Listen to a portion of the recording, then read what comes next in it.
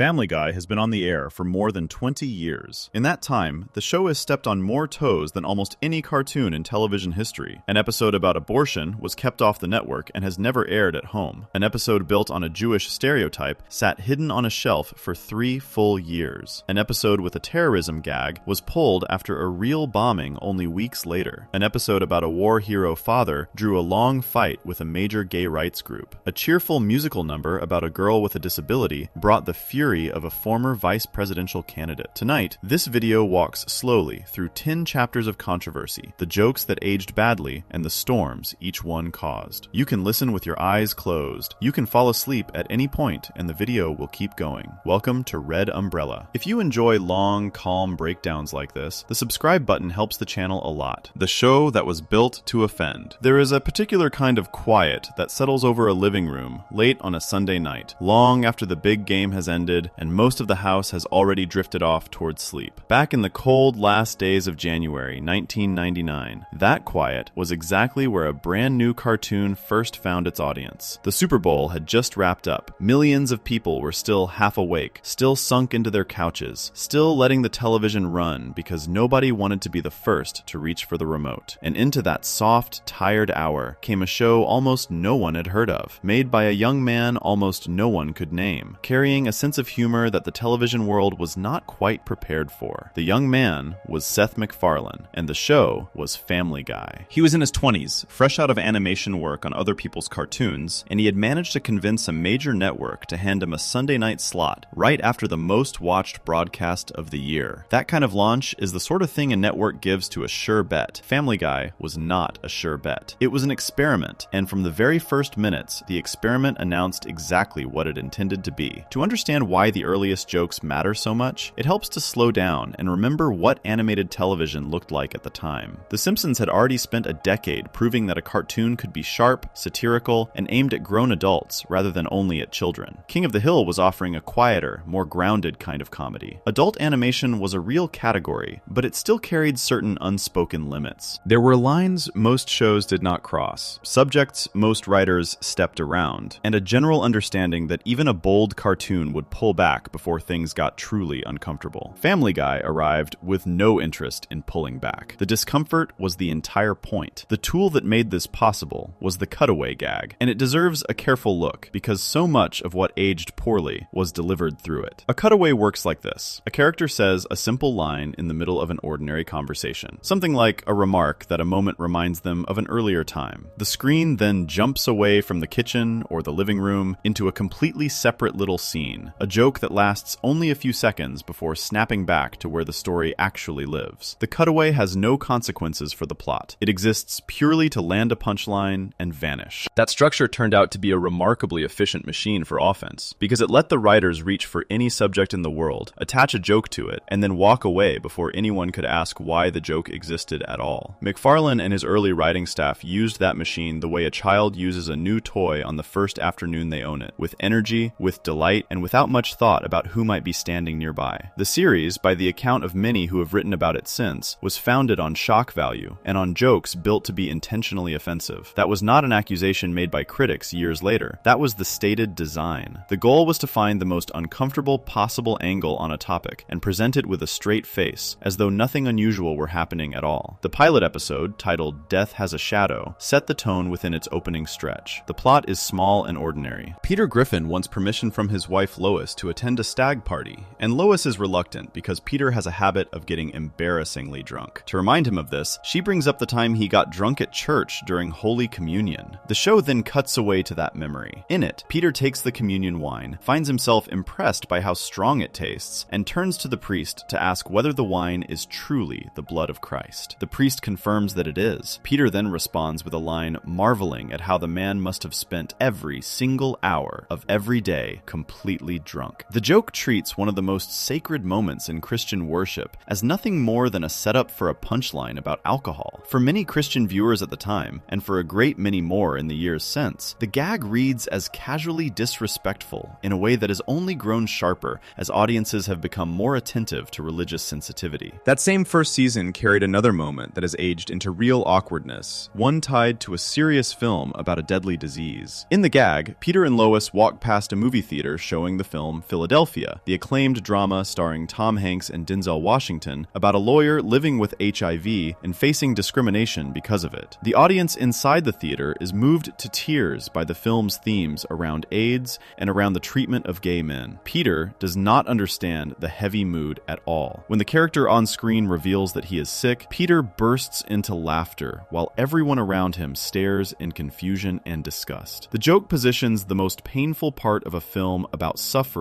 as something to laugh at, and it does so during a period when the real disease had already taken enormous numbers of lives. Public Record places this gag within the show's first season, and the exact episode placement is treated with less certainty across sources, so it is fair to leave the precise slot open rather than claim more than is settled. What is not in doubt is that the moment existed, that it aired, and that it sits very uneasily today. There was also an early cutaway that reached for the darkest chapter of the 20th century. The gag shows an overweight Adolf Hitler growing jealous of a fit and muscular Jewish man, and then deciding, out of that petty envy, to begin persecuting Jewish people. The joke takes the Holocaust, one of the most catastrophic events in human history, and reduces its origins to a moment of personal insecurity at a gym. Using genocide as the engine of a quick visual gag is the kind of swing that defined the show's appetite in those years. Sources placing this within the first season describe it plainly, and again, the specific episode is held a little loosely in the public record, which is worth naming honestly rather than smoothing over. Beyond the cutaways, the foundation of offense ran straight through the main cast, and nowhere more clearly than in the character of Stewie Griffin. In these earliest episodes, Stewie is a talking baby with the vocabulary of an English aristocrat and the temperament of a tiny villain. His comedy comes almost entirely from cruelty. He speaks to his mother Lois with open contempt, threatens her with elaborate plans for her destruction, and makes pointed remarks about her body, her role as a housewife, and even the womb that carried him. The humor of early Stewie depends on the gap between his infant appearance and the genuine menace of his words. Much of what he says, lined up against the warmer and more sympathetic figure he would slowly become across later seasons, now lands as more shocking than funny. The sound of a show testing how far it could push an audience before that audience flinched. Even Lois, who is usually one of the more grounded members of the family, was handed lines in the first season that have not held up well. In one moment, she counsels another character to accept her own body as it is, framing the idea by suggesting that most of the world's problems come from people having a poor self-image. The line is meant as a throwaway, a quick bit of cheerful wisdom dropped into a scene, yet the sweeping claim that nearly all global trouble traces back to low self-esteem is the kind of careless oversimplification that a more cautious writer's room would likely soften today. What ties all of these early moments together is the deliberate choice behind them. None of this was accidental. The Holy Communion gag, the laughter during a film about a fatal illness, the genocide reduced to a punchline, the matricidal baby, the careless one-liners. These were not slips that escaped a tired editor. They were the product of a creative team that had decided, from the start, that the most reliable way to be noticed was to be unafraid of the reaction. MacFarlane himself, by his own later recollection, was so certain the network would object to the show's content and cancel it that he treated each early episode almost as though it might be the last. That mindset shaped the writing. A team that expects to be canceled has little reason to hold back. The strange twist in the story is that the network nearly did pull the plug, and not entirely because of the content. Family Guy struggled in the ratings during its first run and was shuffled around the schedule, and within a few years, it had been canceled. What saved it was not a softening of its humor. The opposite, in a sense, is what rescued it. Strong sales of the early seasons on home video, paired with a popular run of reruns on a late-night cartoon block aimed at adults, proved that there was a real and hungry audience for exactly the kind of comedy the show had been making. The very jokes that made the series a risk turned out to be the reason a loyal audience kept coming back. The show returned to the air, and the foundation laid in those first offensive seasons became the blueprint for everything that followed. That blueprint is the real subject of this opening chapter. The controversies that would later define Family Guy in the public imagination, the banned episodes, the lawsuits, the angry statements from public figures, the slow public reckoning over its treatment of so many groups, none of those things were sudden departures from what the show had been. They were the natural growth of a seed planted in 1999. A program designed around the principle that no subject was too sacred, too painful, or too serious to be flipped into a quick laugh was always going to keep finding new lines to cross, because crossing lines was the function it was built to perform. There is something worth sitting with in the way these early jokes land now, compared with how they landed then. At the time, much of the audience watching Late on a Sunday night experienced the show as daring and fresh, a cartoon willing to say the things other cartoons would not. The shock was a kind of thrill. Years later, with the culture more attentive to the weight of jokes about illness, disability, faith, and historical atrocity, that same thrill has cooled into something more uncomfortable for a great many viewers. The jokes did not change. The lines stayed exactly as they were written and animated. What changed was the world around them and the growing awareness of who sat on the receiving end of each punchline. For the generation that grew up with the show, this creates a quiet and complicated feeling. A person who first watched these episodes as a teenager, laughing freely in a darkened bedroom, may now revisit them as an adult and feel a flicker of unease at jokes they once repeated without a second thought. That shift in feeling is not a sign that the early audience was cruel. It is a sign that the foundation the show was built on was always unstable, always resting on the assumption that everything could be made funny and that no one watching would be hurt by the attempt. None of this means the early seasons were without craft. The animation was lively, the voice work was sharp, and the timing of the cutaways was often genuinely clever in its construction. The skill is part of what makes the discomfort so lasting. A clumsy show makes a bad joke and is forgotten. A well-made show makes a bad joke, and that joke survives, replayed and remembered, because everything around it was polished enough to keep it alive. Family Guy was, even in its roughest first year, a well-made show. That craft ensured that its earliest provocations would not quietly fade. They would be preserved, streamed, quoted, and eventually dragged back into the light to be judged by standards that did not yet exist when they first aired. The story of every joke that aged poorly begins here, in this opening stretch of a series that treated offense as its mission statement. Before any country took the show to court, before any network refused to air an episode, before any real public figure stood up to condemn what had been said about their family, there was simply a young creator, a late-night slot, and a decision that the safest path to attention was the most dangerous possible material. Everything that came after grew out of that single early choice, and understanding it is the only honest way to begin. Before we move on, if you're enjoying this analysis, please consider subscribing. It helps the channel tremendously. The earliest seasons proved the show would laugh at anything, from sacred rituals to genocide, and treat that nerve as its purpose. Soon the writers turned their aim toward real and famous people, weaving living celebrities into running gags. What no one knew then was how darkly some of those names would age. Section 2. The celebrity jokes that curdled. Television has always borrowed the faces of famous people. Long before cartoons existed, comedians stood on stages and built whole routines around the politicians, athletes, and movie stars of the day, trusting that the audience would recognize the name and fill in the rest. A famous face is a shortcut. It carries meaning the moment it appears, so a writer can summon a single celebrity and instantly bring a whole bundle of associations into the room without explaining any of it. For a live-action show, this is a useful trick. For an animated show, it is something closer to a superpower, because a cartoon can conjure any real person at any moment, place them in any situation, and have them do or say anything at all, with none of the limits that bind a program built around real actors. Family Guy understood this superpower early, and it leaned on it harder than almost any show of its era. From its first seasons, the series treated the entire roster of living celebrities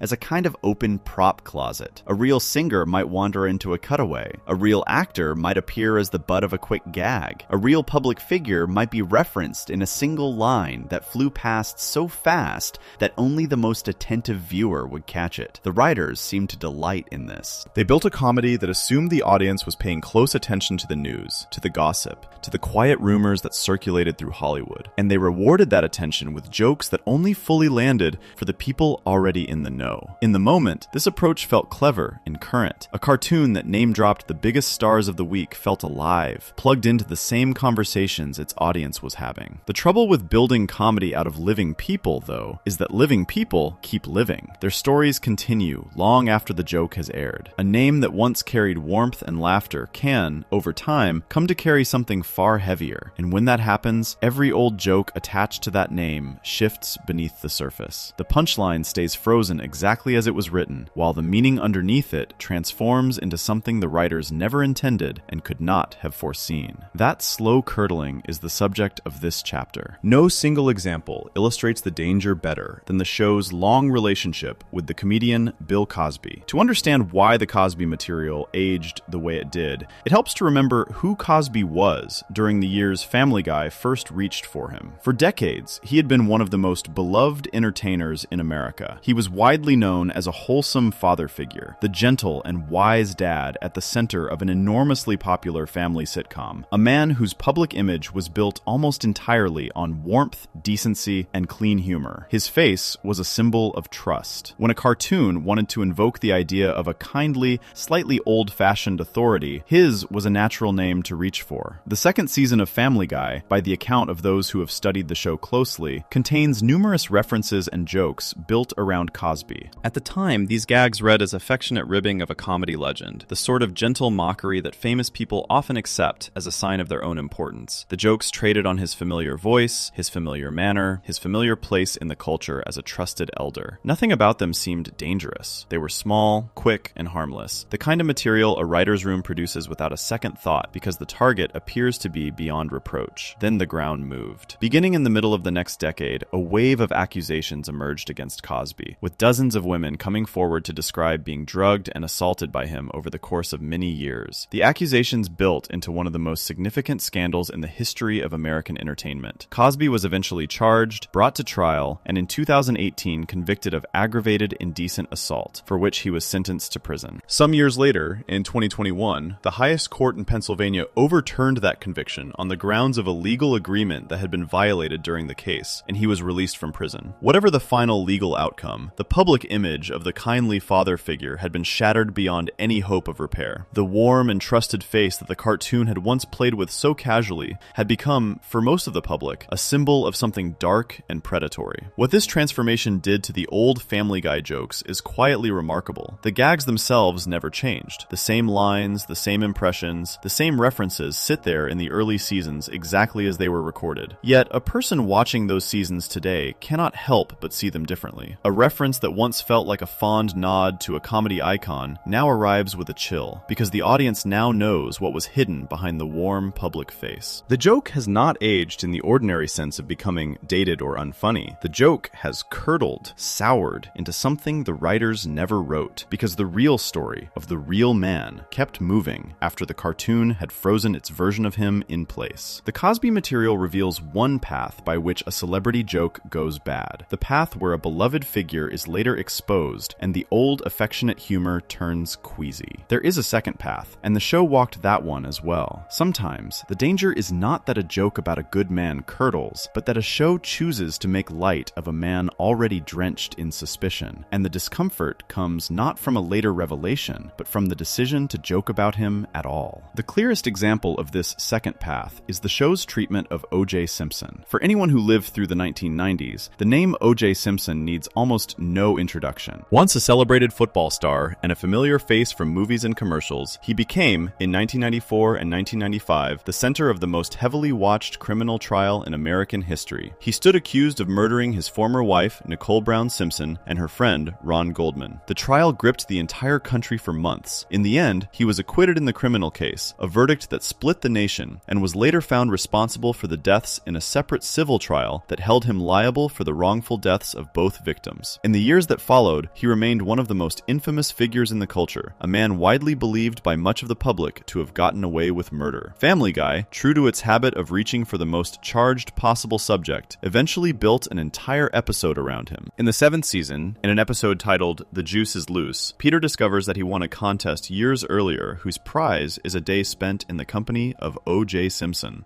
The premise places Peter and his family in the orbit of a man tied to a double homicide, and it mines that situation for comedy. The episode treats Simpson as a celebrity guest, a figure to spend an awkward and humorous day with, and it does so with the knowledge that real people had been killed, and that real families were still living with that loss. The decision to construct a lighthearted plot around such a man struck many viewers and commentators as a step too far, and the episode drew significant objection when it aired in 2009. Some accounts describe the episode being held back before it finally reached the air, and the precise details of that delay are treated with varying confidence across the public record, so it is fair to note the controversy plainly than to claim certainty about every behind-the-scenes step. The O.J. episode and the Cosby gags sit at opposite ends of the same problem. In one case, the show joked warmly about a man the public trusted, and the trust later collapsed. In the other, the show joked about a man the public already distrusted, and the joke felt cruel toward the memory of the victims from the start. Both flow from the same underlying habit, the habit of treating real and serious human stories as raw material for quick entertainment, with little weight given to how those stories might be felt by the people closest to them or by audiences in in years to come. The deeper issue runs beneath these two famous examples and touches the show's entire method. Family Guy prided itself on a kind of insider awareness. The writers often tucked in references to rumors and whispers that circulated within Hollywood, jokes so subtle that only the most informed viewer would catch the meaning. The series never shied away from a topic, and it took a certain pride in being willing to nod toward the things other shows would not mention. That willingness produced moments that, in hindsight, look almost unsettlingly knowing, as though the cartoon had been aware of secrets the wider public had not yet learned. Whether that awareness reflected genuine insider knowledge, or simply the same gossip everyone in the industry was already trading, is a question that has been debated at length, and it is one this series will return to in a later chapter, because it became a story all its own. For the purposes of this chapter, the important point is the structural one. A comedy that ties itself so tightly to real, living people is making a bet, whether it realizes it or not. The bet is that the people it jokes about will stay roughly the same, that their public meaning will hold steady, that the warm name will stay warm, and the infamous name will stay safely in the past. That bet almost always loses eventually, because human lives do not hold still. Reputations rise and fall. Hidden truths surface. The slow grind of time keeps revealing things, and each revelation reaches back through the archive and rewrites the old jokes one more time. There is a strange and quiet sadness in watching this happen across an entire body of work. A long-running show like Family Guy contains hundreds of references to real people, and as the decades pass, more and more of those references take on new shadows. A musician who later faced disgrace, an athlete who later fell from grace, a public figure whose story turned tragic. Each one leaves a small mark on the episodes that once treated them as nothing more than a passing punchline. The show becomes, without ever intending to, a kind of time capsule of how the culture once felt about people it would later come to see very differently. For the generation that grew up watching, this produces a peculiar experience on rewatch. A joke that once sailed by without a thought now causes a small pause, a moment of recalculation, as the viewer remembers everything that has happened to the real person since. The laughter does not come as easily. The cartoon has not changed a single frame, yet the weight of the world has settled over it, and the celebrity gags that once felt fresh and current now feel like artifacts from a time when the audience knew less than it knows now. This is the cost of building comedy out of living legends. The names are powerful precisely because they are real, and that same reality is what makes them dangerous to use. A made-up character can be anything the writers want forever. A real person carries a future the writers cannot control, and that future has a way of arriving uninvited, settling into the old jokes and changing them from the inside. Family Guy made this bet over and over in its early years, and the celebrity jokes that curdled are the long-delayed bill for a habit that once seemed clever, current, and entirely without risk. Before we move on, if you're enjoying this analysis, please consider subscribing. It helps the channel tremendously. The early years showed how jokes about real famous people can sour once the truth catches up with them. The next turn is harder still, because the show did not stop at celebrities. It aimed its humor at illness and disability itself, at the conditions of ordinary suffering, and those jokes carry a different kind of sting. Section 3. The disability and illness jokes. Comedy has always lived close to pain. The oldest jokes in the world often grew out of misfortune, out of slips and falls and embarrassments, out of the simple human instinct to laugh at the things that frighten us most. There is even a gentle theory that humor is one of the ways people survive hardship, a pressure valve that lets a frightened mind release some of what it carries. Most comedy that touches suffering, though, follows an unspoken rule. The laughter is aimed at the situation, at the absurdity, at the shared human condition, rather than at the specific person who is genuinely hurting. The joke punches sideways or upward, toward the universe or toward the powerful, and it tries very hard not to land on the one who is already down. Family Guy spent a great deal of its run testing what would happen if that unspoken rule were simply ignored. The show had already proven in its earliest seasons that it would joke about sacred things and about famous people. The next frontier was the body itself, and more precisely, the bodies of people living with illness and disability. These were not jokes about choices a person made, or about behavior a person could change. These were jokes aimed at conditions that people are born with or struck by, conditions that bring real difficulty into real lives, conditions that the people living with them did not ask for and cannot simply set down. Reaching for that kind of material is a different and heavier thing than mocking a politician or a pop star, and the show reached for it again and again. To see how this worked, it helps to start with the show's long-running treatment of the actor Michael J. Fox. For a generation of viewers, Fox was a beloved screen presence, the charming young lead of a hit time travel film series and a popular family sitcom, an actor whose energy and quick smile made him one of the most likable stars of his era. In the early 1990s, he received a diagnosis of Parkinson's disease, a progressive condition of the nervous system that, among other effects, can cause tremors and difficulty controlling movement. Rather than hide from it, Fox eventually became one of the most prominent public advocates for Parkinson's research in the world, founding an organization devoted to finding better treatments and a cure, and turning his own illness into a source of real good. Family Guy looked at this man, this widely admired actor who had turned a cruel diagnosis into a life of advocacy, and decided that his tremors were funny. In later seasons, the show returned to the subject more than once, animating exaggerated shaking and building gags around the involuntary movements that the disease causes. One such moment appears in the 9th season episode titled Teagues for Two, where the show works Fox and his condition into its comedy yet again. The exact construction of these gags varies from one telling to the next, and some descriptions of the specific scenes are murkier than others in the public record, so it is fair to focus on what is clear. What is clear is the pattern. Across multiple episodes, the show treated a real neurological illness suffered by a real and named person as a reliable source of cheap laughs, mining the physical symptoms of a serious disease for a quick visual joke. The cruelty of this is sharper because of who Fox was and what he was doing. A show might mock an anonymous fictional patient and call it dark humor, aiming the same humor at a specific living man who had devoted his public life to helping others with the same condition crosses into something colder. The joke does not float in the abstract. It points directly at a person, names him, and laughs at the hardest part of his life. Over time, as awareness of Parkinson's and respect for Fox's advocacy have only grown, those gags have aged into a kind of casual heartlessness that is difficult to watch with any comfort. The Fox material targeted a single famous individual. Other illness jokes on the show were broader, aimed not at one person, but at an entire category of suffering. And few examples are remembered more vividly than the moment the series turned a terminal diagnosis into a cheerful song.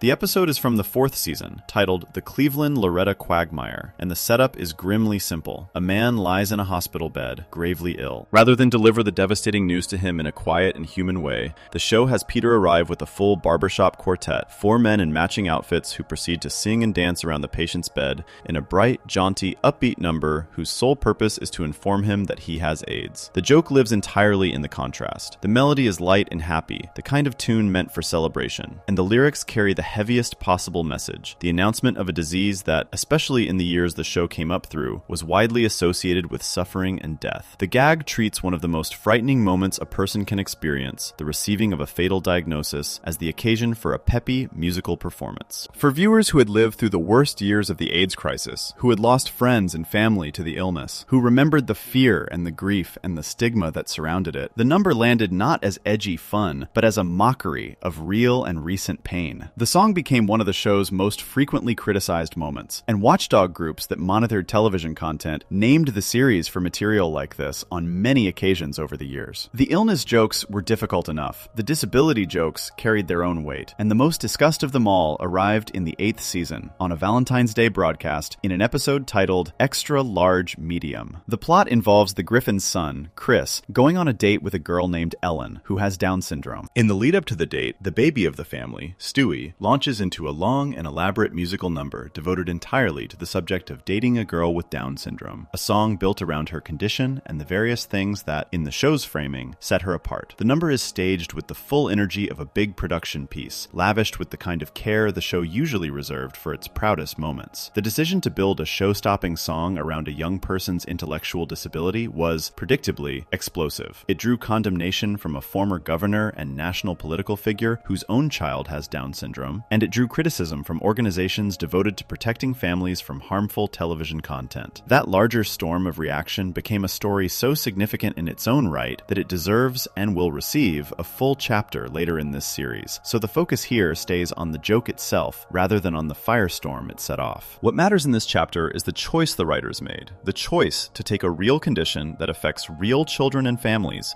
and turn it into the centerpiece of a comedic musical number. There is a complication worth naming honestly, because the truth of this moment is not as simple as it might first appear. The character of Ellen was voiced by an actress who herself has Down syndrome, a working performer performer with real credits to her name. When the controversy erupted, that actress publicly pushed back against the political figure who had condemned the episode, defending the show and framing the material as humor she was glad to be part of. Her involvement does not erase the discomfort many viewers felt, and it does not settle the question of whether the song was cruel or fair, but it does add a layer that an honest account cannot leave out. The same joke that struck many as mocking was, for the performer at its center, something she chose to take part in and stood behind afterward. That complication points to the genuine difficulty underneath all of these jokes. There is a long-running debate about whether comedy that includes disability and illness is automatically cruel, or whether it can sometimes bring such subjects into the open in a way that treats the people involved as full participants, rather than as fragile figures to be tiptoed around. Some argue that refusing to ever joke near these topics is its own kind of condescension, a way of treating disabled and ill people as too delicate to be part of the rough and tumble of ordinary humor. Others argue that the power imbalance is simply too great, that a hugely popular show beaming a mocking song into millions of homes is in no way an equal exchange with the people it laughs at. Both positions have serious thinkers behind them, and the question is far from settled. Where Family Guy tends to fall in that debate, at least in the eyes of many critics, comes down to a matter of aim and intent. The most defensible comedy about hardship invites the audience to laugh alongside the person who suffers, to recognize a shared humanity in the absurdity of a difficult situation. A great deal of the show's illness and disability material does the opposite. It positions the ill or disabled person as the object of the joke, the thing being laughed at, the punchline, rather than the participant. The Barbershop Quartet does not laugh with the dying man. It performs at him. The Parkinson's gags do not find common ground with Michael J. Fox. They imitate his shaking for the amusement of people who do not share his condition. That difference, subtle as it can sometimes seem, is often the whole of the matter. Time has been especially unkind to this category of the show's humor, more so perhaps than to any other. Attitudes toward disability and chronic illness have shifted a great deal since these episodes first aired. There is far greater awareness now of how language and representation shape the lives of disabled people. Far more insistence that they be treated as full human beings with their own voices, and far less tolerance for entertainment that reduces them to the butt of a joke. Against that changed backdrop, the old gags do not simply seem dated. They seem to belong to a harsher and less thoughtful era, one the culture has been actively trying to leave behind. For the audience that grew up with the show, the illness and disability jokes often produce the sharpest pang of all on rewatch. A young viewer laughing at a cheerful song about a terrible diagnosis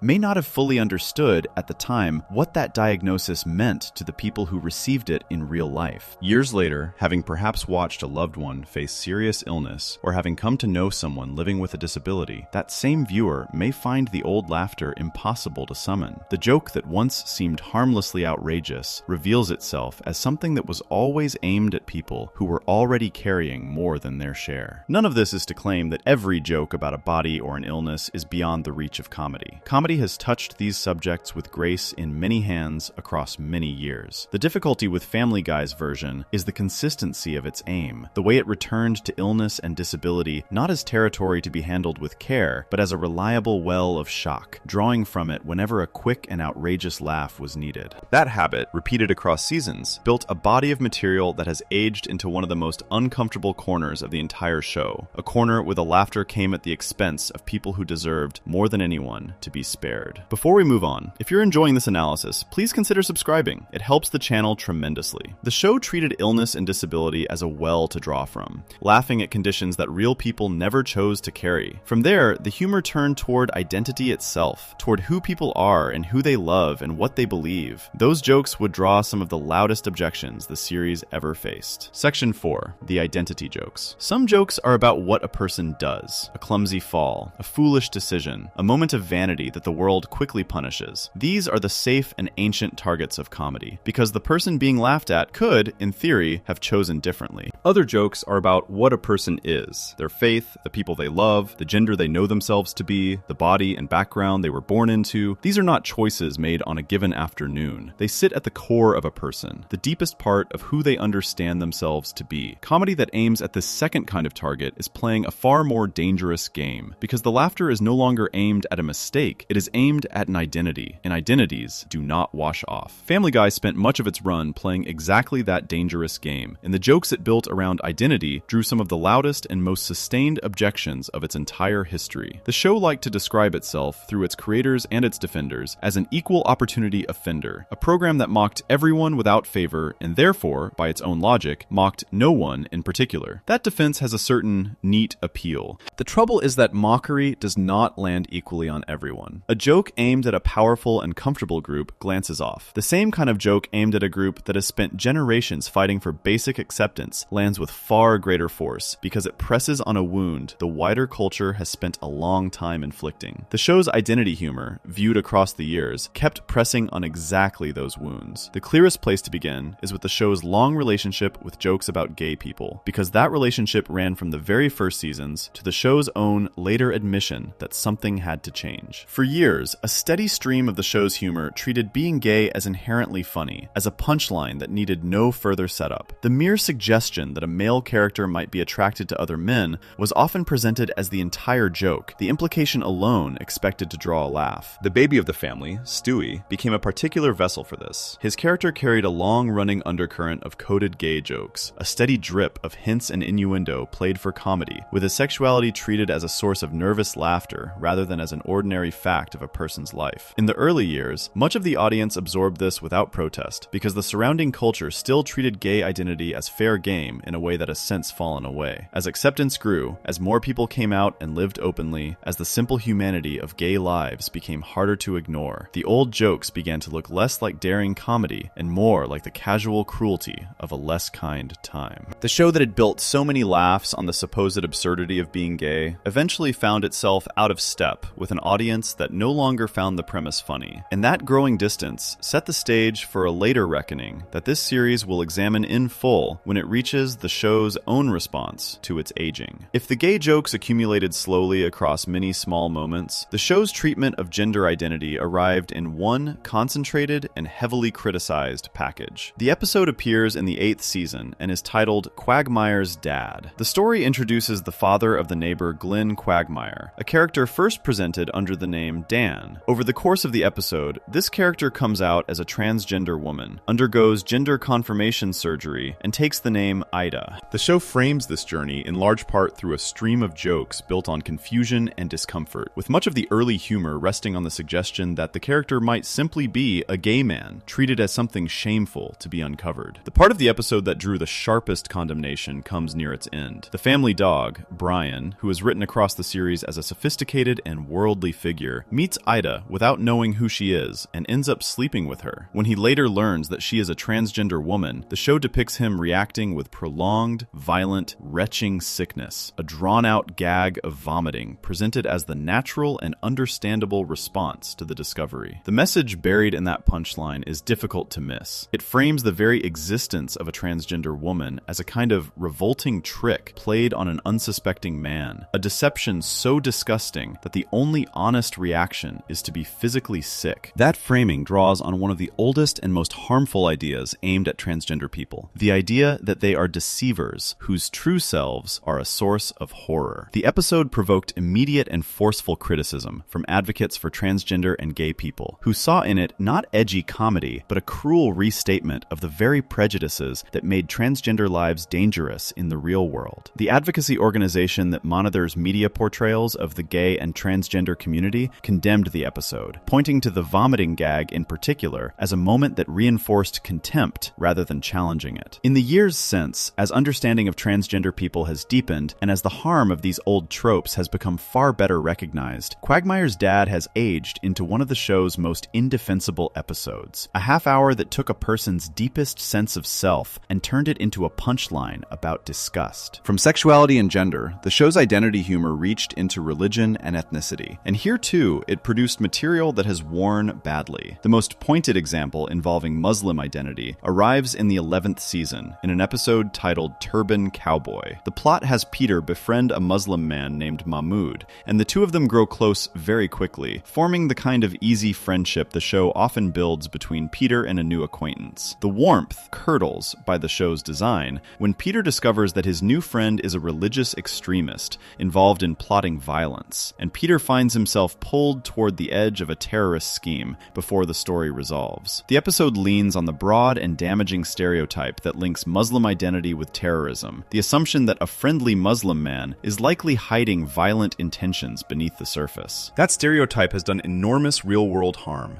shaping suspicion and mistreatment of millions of ordinary Muslim people who have nothing to do with violence, and the episode trades on it freely for comedy. Turban Cowboy then took on a grim second life through events the writers could not have planned. Not long after a deadly bombing at a major American marathon, an edited clip drawn from the episode began spreading online, stitched together in a way that falsely suggested the show had made light of that specific real tragedy. The edited clip was misleading, presenting altered material as though it were a single scene, and the show's creator publicly described the use of his work in connection with the attack as abhorrent. The episode was pulled from circulation for a time in the wake of that controversy. The precise details of how the clip was assembled and how widely it spread are described with varying confidence across the public record, so it is fair to note the doctored nature of the viral version plainly, rather than treat the false impression it created as truth. The fourth strand of the show's identity humor reaches back to its third season and to a premise built entirely on a stereotype about Jewish people. The episode is titled When You Wish Upon a Weinstein. Its story has Peter, frustrated by his own poor handling of money, conclude that what his family needs is a Jewish person to manage their finances, because Peter believes the old and ugly stereotype that Jewish people are naturally gifted with money. He seeks out a Jewish man named Max Weinstein for help, and he goes further, hoping to have his son Chris convert to Judaism in the belief that this will make the boy more successful in life. The entire engine of the episode is a stereotype that has been used for centuries to malign Jewish people, dressed up here as the innocent confusion of a foolish father. The network that carried the show was sufficiently worried about how this premise would land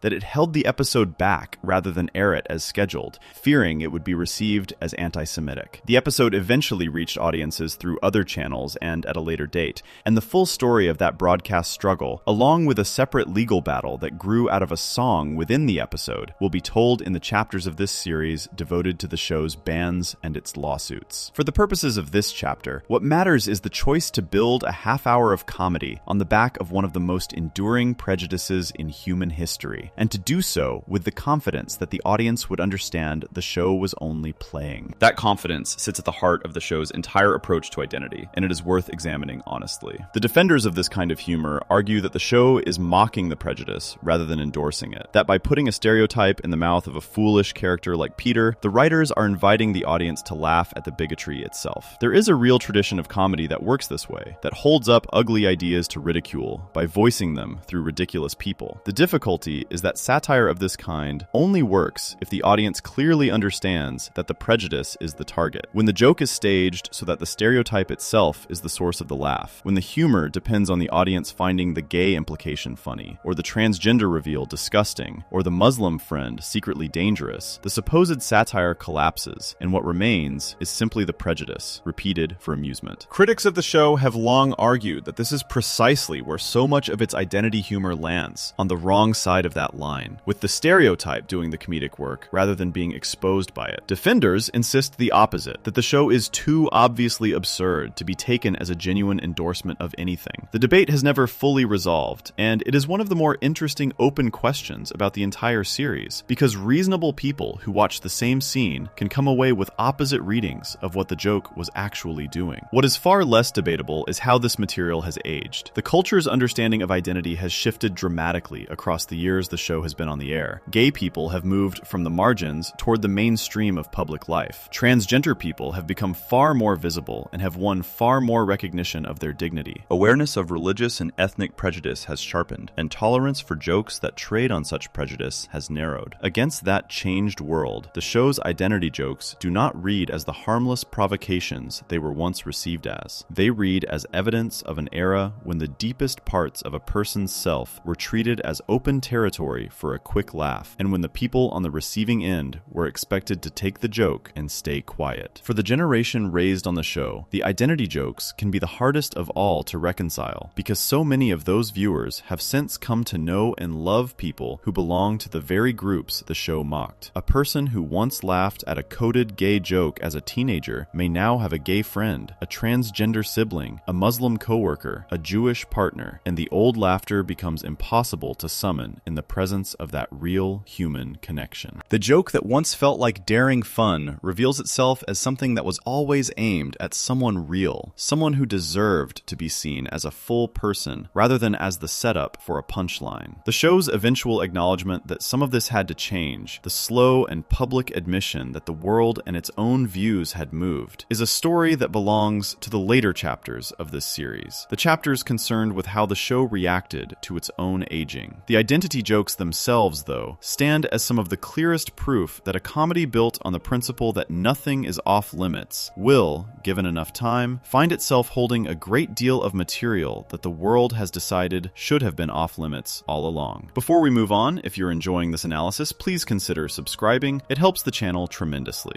The identity jokes pressed on the deepest parts of who people are, from faith to gender to love, and drew some of the show's fiercest criticism. Yet, there is a final group of moments where even loyal fans felt the series had gone too far. These are the episodes that crossed the line not by accident, but on purpose. Section 5. The episodes that crossed the line on purpose. Most of the jokes examined so far in this series aged poorly through a kind of accident. They were written in one moment and judged in another, and the gap between those two moments is what soured them. A reference to a beloved comedian curdled because the comedian fell from grace. A song about a serious illness grew harder to watch as the audience came to understand that illness more deeply. The world moved, the standards shifted, and the jokes that once seemed acceptable were left behind by a culture that had changed its mind. In all of those cases, the writers could plausibly say they had no way of knowing how time would treat their work. There is another category, though, and it is the subject of this final chapter, on the jokes themselves. These are the moments where the show was not betrayed by changing times at all. These are the moments where the offense was the entire point from the very beginning, where the writers looked at a line, understood exactly why it existed, and stepped across it on purpose, because crossing it was the joke. These episodes did not age poorly so much as they were born troubling, and the proof of that lies in a simple fact. Even the show's most devoted fans, the people most willing to defend its darkest humor, drew back from some of these moments and said that this time the show had gone too far. The character who sits at the center of this discussion is an elderly neighbor named Herbert. Across many seasons, Herbert was written as a predator whose comedic function rested entirely on his attraction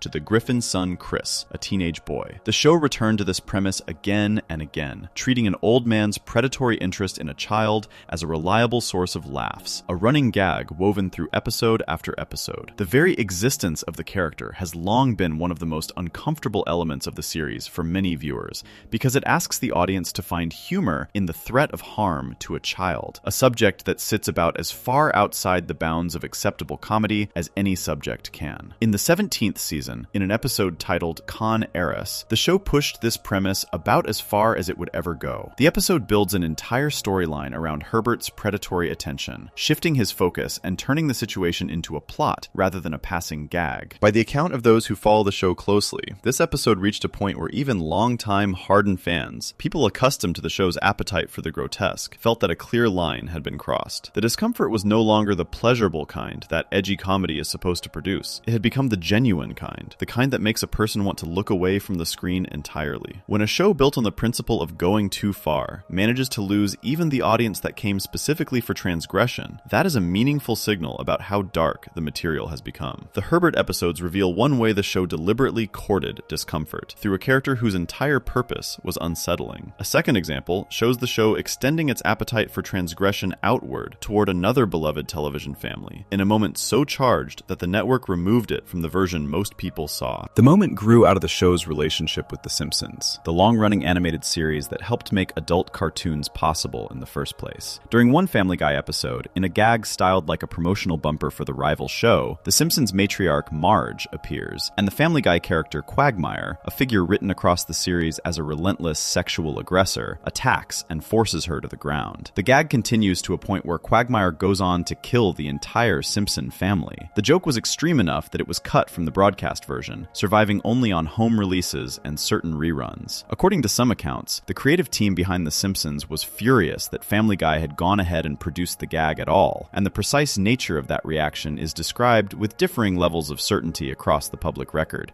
so it is fair to present it as a reported response rather than a settled fact. The episode placement of the bumper is identified in some accounts as falling within a specific 11th season episode, and again the details are held with varying confidence. What is not in question is the basic shape of the moment. The show took a wholesome and famous cartoon mother and built a gag in which she is sexually assaulted and her family murdered, and it did so as a kind of swipe at a fellow program, treating violence against a woman as the punchline of an industry joke. That gag was not an isolated lapse. The show returned to sexual assault as a source of comedy on a number of occasions, often through the character of Quagmire, whose predatory behavior toward women was a constant feature rather than an occasional dark turn. One particularly pointed example appears in the 7th season episode titled Baby Not on Board, in a cutaway gag involving the superhero Aquaman. The premise of the gag is that Aquaman, who can only function properly in water, comes upon a woman being assaulted on a beach, and the joke turns on his inability to help in a way that effectively makes light of the assault itself. The cutaway treats a woman's victimization as the setup for a piece of wordplay about a comic book hero's limitations,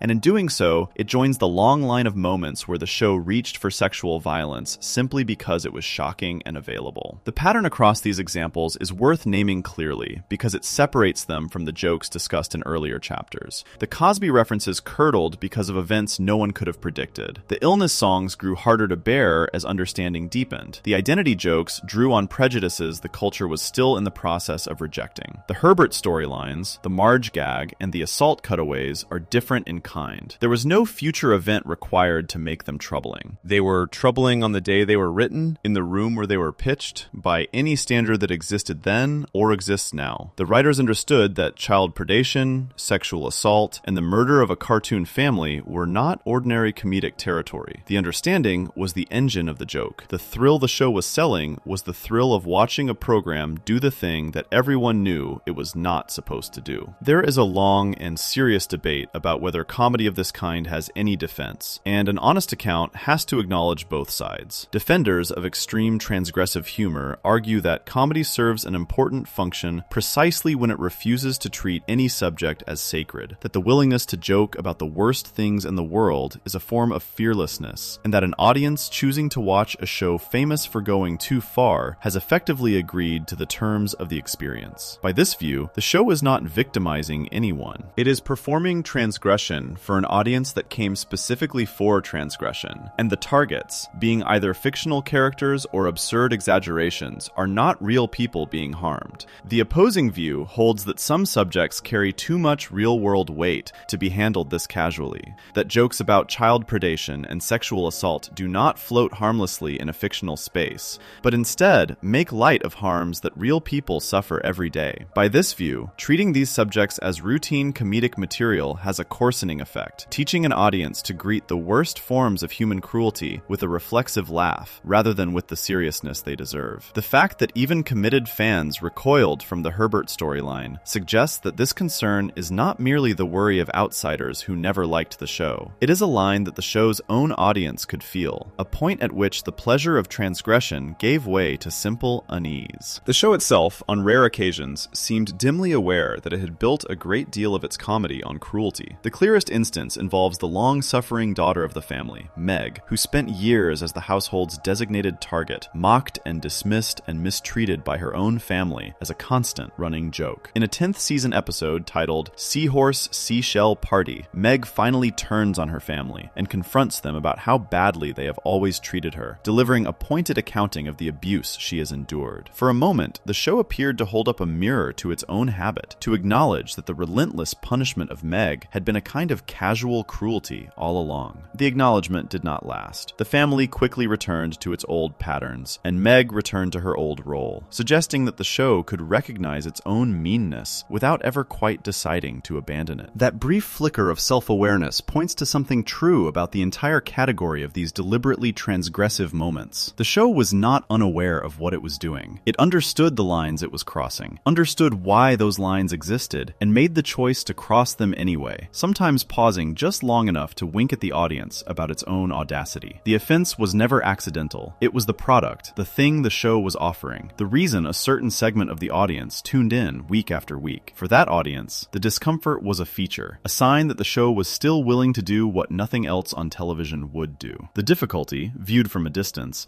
is that a comedy built on the constant search for the next unthinkable line has nowhere to go but darker. Once the easy shocks are exhausted, the show must reach further, towards subjects of greater and greater seriousness, simply to produce the same jolt it once produced with milder material. That logic helps explain how a program could move from Holy Communion jokes in its first season to a full plotline about a child predator many seasons later. The appetite for transgression does not shrink with time. It grows, and it demands heavier and heavier material to satisfy, until the show finds itself making jokes jokes that even its own fans cannot stomach. These episodes, then, occupy a special place in the story of everything that aged poorly, because in a sense, they did not age at all. They were as troubling on the night they aired as they are today. What changed was not the material, but the willingness of the culture, and sometimes even of the audience, to keep granting the show permission to cross every line in the name of comedy. For years, that permission held, sustained by the argument that a show known for going too far could not fairly be blamed for going too far. Eventually, though, the patience of the wider world began to wear thin, and the forces outside the writer's room, the networks, the courts, the advocates, and the public figures who found themselves caught in the show's crosshairs started to push back in ways that the show could not simply joke away. That pushback is where the second half of this story begins. The jokes have now been laid out, from the casual offenses of the early years to the deliberate provocations of the later ones. What remains is the reckoning, the long record of what happened when the people on the receiving end of all this comedy decided they had heard enough. And the first and most dramatic form that reckoning took was the moment a network looked at a finished episode and refused to let anyone see it at all. Before we move on, if you're enjoying this analysis, please consider subscribing. It helps the channel tremendously. These were the moments the show crossed every line on purpose, until even its own fans pulled back from the screen. For years, the world let it slide, accepting that a show built to offend could not be blamed for offending. That patience finally broke when the network itself looked at a finished episode and refused to air it. Section 6. When the network said no. Every television show, no matter how wild it appears, lives inside a set of walls it did not build. Above the writers sits the network, and above the network sit the advertisers. And somewhere in that tower of authority, there is always a department whose entire job is to decide what an audience is allowed to see. These are the people who read scripts before they become episodes, who flag the lines that might draw complaints, who weigh each joke against the risk of angry letters and lost sponsors. For most shows, this process is quiet and invisible, a series of small negotiations that the public never learns about. A word gets softened here, a scene gets trimmed there, and the finished program arrives looking smooth and uncontroversial, with no sign of the battles fought to shape it. Family Guy was never a smooth or uncontroversial program, and so its relationship with this hidden machinery of approval was never quiet. The show had been built to test limits, and the network that carried it had agreed, in some sense, to be tested. For years, the arrangement held in an uneasy balance. The writers would push, the standards department would push back, and most of the time, a compromise would be reached that let the episode air. There were, however, two occasions across the show's long history when the network looked at a completed episode, weighed everything it represented, and decided that no compromise was possible. On those two occasions, the answer was simply no, and the result was the most dramatic form of reaction a show can face. An episode that was written, recorded, and animated, and that the public was never meant to see. To understand how unusual this is, it helps to remember that withholding an episode is an expensive and embarrassing thing for a network to do. Producing a half hour of animation costs a great deal of money and many months of work. To complete that work and then refuse to broadcast it is to throw away a finished product and to admit publicly that the show went somewhere the network could not follow. A network does not do this lightly. It does it only when the perceived danger of airing outweighs the certain waste of shelving. That such a thing happened to Family Guy, not once, but twice, speaks to how far the show was willing to go, and to the moments when even a network famous for its tolerance reached the edge of what it would defend. The earlier of the two cases reaches back to the show's third season, and to an episode that has already appeared in this series in the discussion of identity jokes. The episode, titled When You Wish Upon a Weinstein, was built on an old stereotype about Jewish people and money, and it was originally intended to air around the year 2000. The network's executives, reading the script and watching the finished work, grew worried that audiences would receive the episode as anti-Semitic rather than as satire, and they made the decision to hold it back rather than broadcast it on schedule. The episode sat on the shelf, complete but unseen, while the rest of the show carried on around it. The story of that episode did not end with the shelving, and its eventual path to the public reveals a great deal about how these decisions worked. After being held by the main network, the episode found its way to air through a different channel, the late-night cartoon block aimed at adult audiences, which broadcast it in 2003. The following year, in 2004, the original network finally aired it as well, apparently having concluded that enough time had passed and that the risk had faded. The episode also appeared on the home video release for its season, ensuring that fans could see the work the network had once been too nervous to broadcast. The Weinstein episode, then, represents a softer version of the network veto, a temporary hold rather than a permanent ban, an episode delayed and rerouted rather than buried entirely. The second case is harder, and it stands as the show's true banned episode, the one that was never permitted to air on the network at all. The episode belongs to the 8th season and carries the title Partial Terms of Endearment. It was written by a member of the show's staff named Danny Smith, and it took on the single most divisive subject in American public life, the question of abortion. The story has Lois agree to serve as a surrogate mother for an old college friend and her husband, carrying their child for them. The plan turns tragic when the couple are killed in a car accident, leaving Lois alone with a pregnancy and an impossible choice about whether to continue it. Around this premise, the show builds its usual comedy, with Peter swept up into an anti-abortion frenzy by activists and proven wrong at nearly every turn, while Lois works through a decision that the episode treats with surprising seriousness for a show of its reputation. The network was not willing to broadcast this episode under any arrangement. The decision was made before the 8th season even reached the air, and the show's team announced the ban publicly, sharing the news with fans at a major comic convention in 2009. The refusal was unusually complete. Even the late-night cartoon block that had rescued the Weinstein episode years earlier declined to air Partial Terms of Endearment, doing so at the request of the original network. Both the main broadcaster and its most permissive sibling channel had closed their doors to the same half-hour of animation, leaving the episode with nowhere to go on American television. The reasoning behind the ban came down to the subject and the tone together. Abortion is a topic that splits the American public as sharply as any issue can, and a network airing a comedic treatment of it risked angering enormous numbers of viewers on every side, along with the advertisers who feared being associated with the controversy. The show's creator later reflected on the decision with a notable lack of bitterness, suggesting that he understood the network's position and had even agreed to the terms in advance. By his account, the network had given the show permission to produce the episode while reserving the right to decline to broadcast it, a kind of bargain struck at the outset. He suggested that what truly doomed the episode was the comedic framing of such a heavy subject, observing that a serious drama handling the same material would likely have been allowed to air without trouble. Before the ban took full effect, he also staged a live reading of the episode before an audience in Hollywood, a public performance that let the work be seen even as the broadcast was being denied. The episode did not vanish entirely,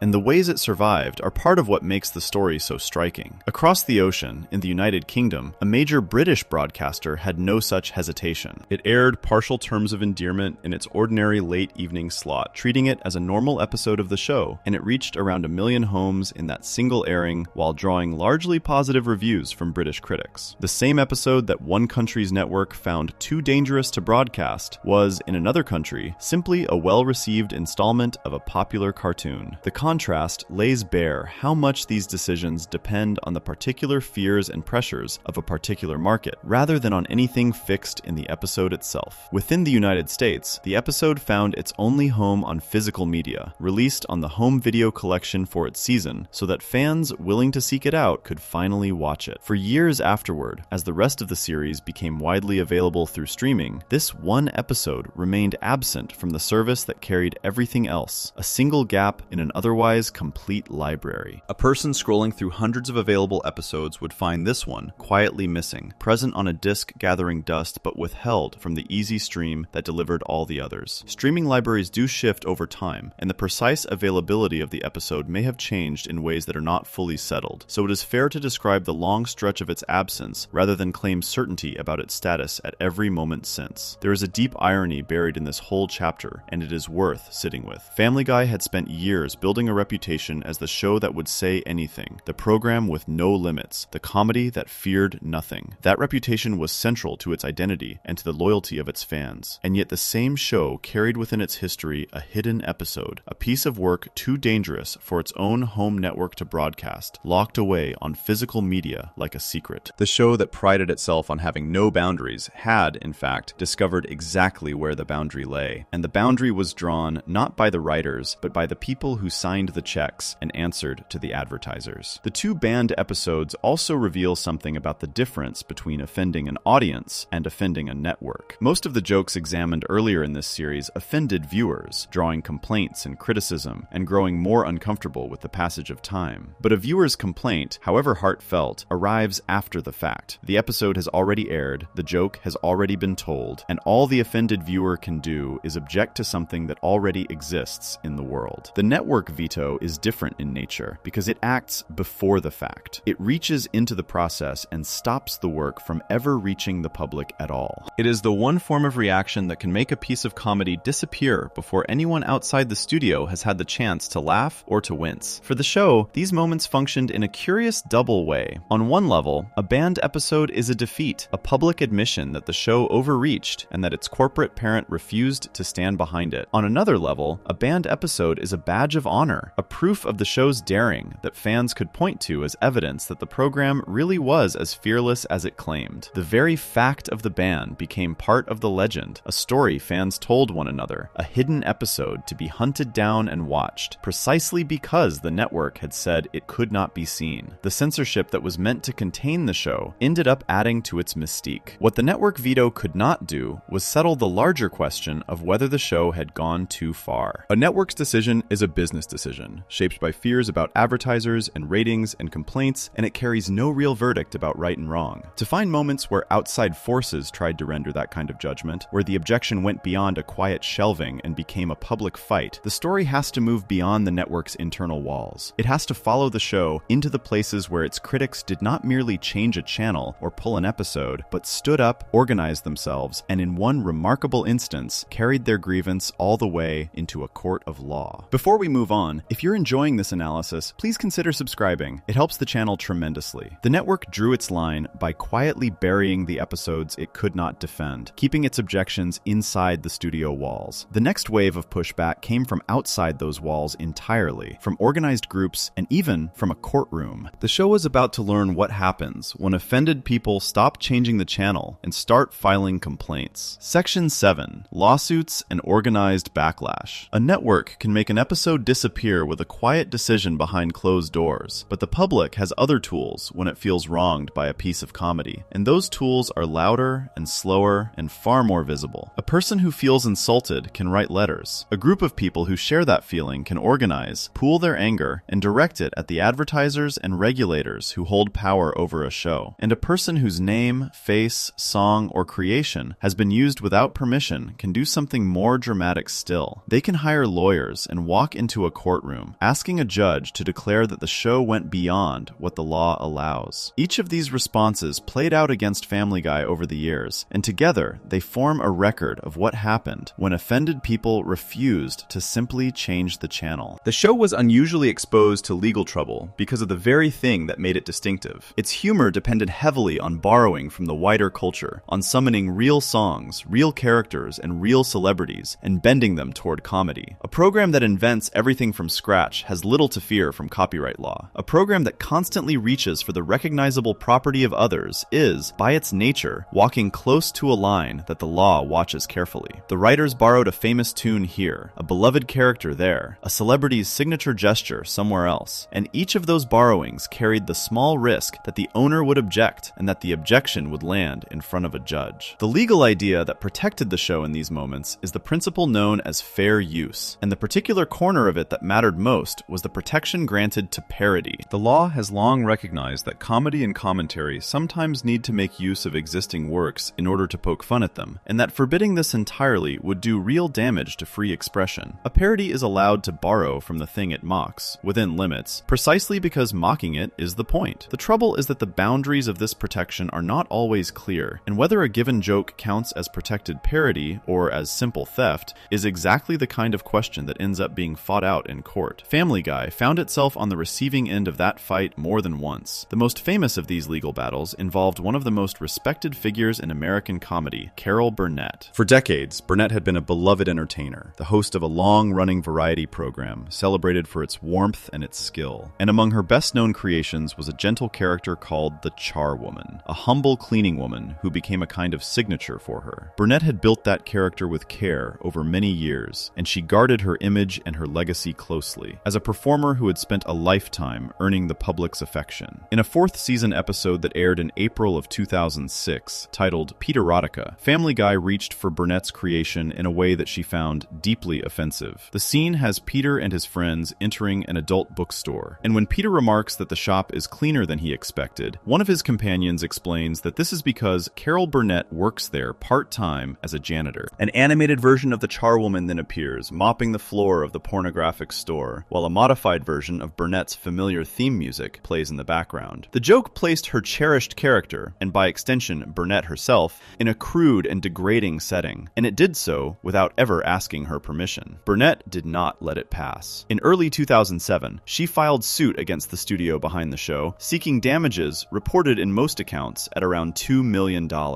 and accusing the program of copyright infringement, of misusing her character and theme, and of violating her right to control the use of her own name and likeness. The exact figure and the precise list of legal claims are described with slight variations across different accounts, so it is fair to treat the numbers as approximate rather than exact. The studio's response was to lean on the parody defense, pointing out, with a certain pointedness, that Burnett herself had built a career on spoofing other people, and expressing surprise that she would object to being spoofed in turn. The case did not last long. Within a matter of months, a federal judge named Dean Pregerson dismissed it, ruling that the show's use of the Charlemagne fell within the protection that the law grants to parody and free expression.